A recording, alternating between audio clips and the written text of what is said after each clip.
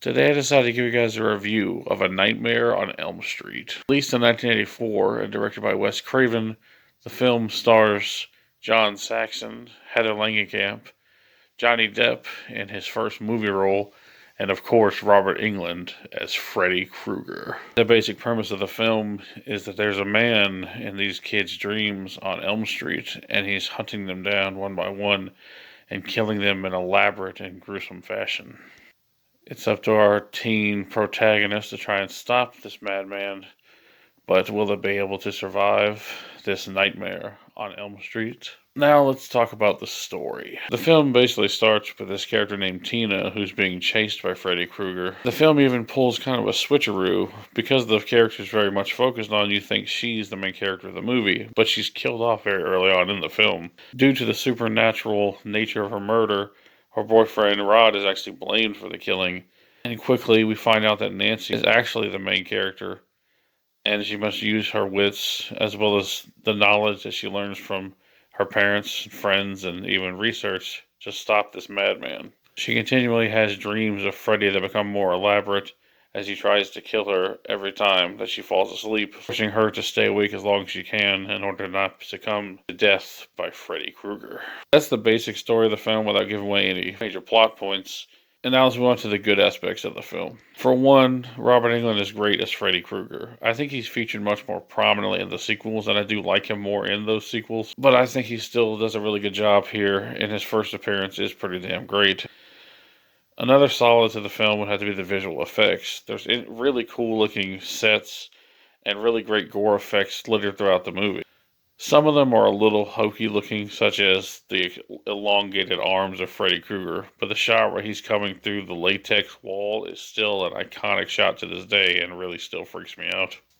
The 2010 remake should have just kept it simple and redid the effect, but they decided to go for CGI, and it just shows how practical just beats CGI almost any day of the week.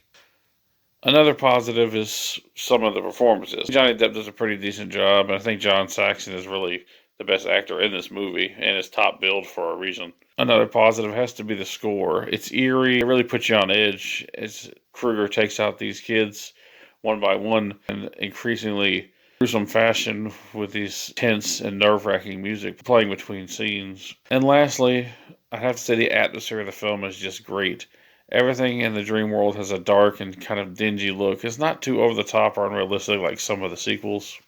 And it's just the right balance of over the top and realism that makes you question whether or not you're in a dream or in the real world. Some of the more mixed aspects, though, would have to be Heather Langenkamp's performance as Nancy. She's okay in the movie, but she is rather young in this film, and her performance ranges from pretty good to downright bad. Another problem that I have with this film, and this one may seem a little bit weird, but I do think there could have been a couple of more deaths in the movie. There's not a whole lot of carnage in the film, and what is here is good, but it just needed a little bit more variety and I think a higher body count. This is also the problem that I have with the first Halloween, which is still a great film, but you kind of wish there was a couple more kills just to really spice things up. Now let's move on to the negatives, and the big one here has to be the ending. Nancy does end up defeating Krueger in the film, and it's a pretty interesting way to end the film, and the film probably ended right then and there.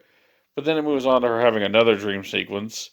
The car that her friends are in turns out to be Freddy, or at least it's assumed to be, because the top on the convertible has Freddy stripes, and then the mother is pulled through a window where she immediately turns into a really obvious fake mannequin dummy. That's literally how this film ends, and it just leaves you scratching your head more than anything. It's not scary, it's way out of left field, and even Wes Craven himself didn't like the ending and just shot it because the studio basically mandated him to have something more of an ending. I prefer they had just kept it vague and just had Freddy disappear like he did in the previous scene and just leave it vague on whether or not the character is still alive or still around. As it stands, this ending makes no sense, and it comes out of left field with a terrible effect and kind of leaves a sour taste in your mouth after such an interesting and entertaining experience. Another negative would have to be Freddy Krueger's look. Not the entire look, mind you. I really love the glove and the hat and the scars on the face, and everything is really good looking about the character with one exception, and that's the damn sweater. In the other films, the sweater has stripes all over. What I mean is the chest area is striped, and the arms are striped, making a solid striped sweater. In this first film, for some reason, only the chest has stripes on it, and the arms are solid in color. And some may think it's a weird nitpick, but considering the fact that even the remake realized that they had to keep the stripes on the arms, it's just a weird look. When you think Freddy, you don't think a sweater like this. It's such a bizarre look.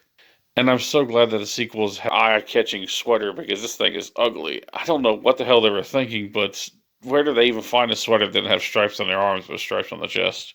This may be a weird negative for some people, but it drives me crazy even to this day. Every time I watch this film, I just think to myself, there needs to be stripes all over that damn sweater. Why is it not on the arms? Like I said, a weird nitpick, but it's something else that always bothered me. But really, there's no other real negatives that I have with this film. The only slight gripe I could say besides that is that I wish there was more Freddy Krueger in the movie, but I think it is the perfect amount for what they were going for.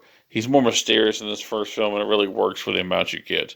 I just personally would have liked a little more, but I can't really call that a negative. I find this film to be pretty fascinating, and much like Friday the 13th, I don't find the first entry to be the best. I know this one is the classic, but I actually think some of the sequels were an improvement over this film. I do think this film may be the most cinematic on a technical level, but I still prefer most of the sequels, at least up until about 3 or 4. But I still acknowledge a really good film when I see one, and I'm going to have to give A Nightmare on Elm Street, 1984, a 8 out of 10.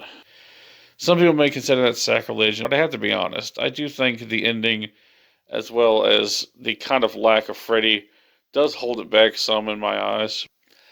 It's still a very well-made film with good performances all around, well, for the most part, but I do think it's a little bit lacking in other departments, and I really would have liked a little more Freddy. Well, that's my review.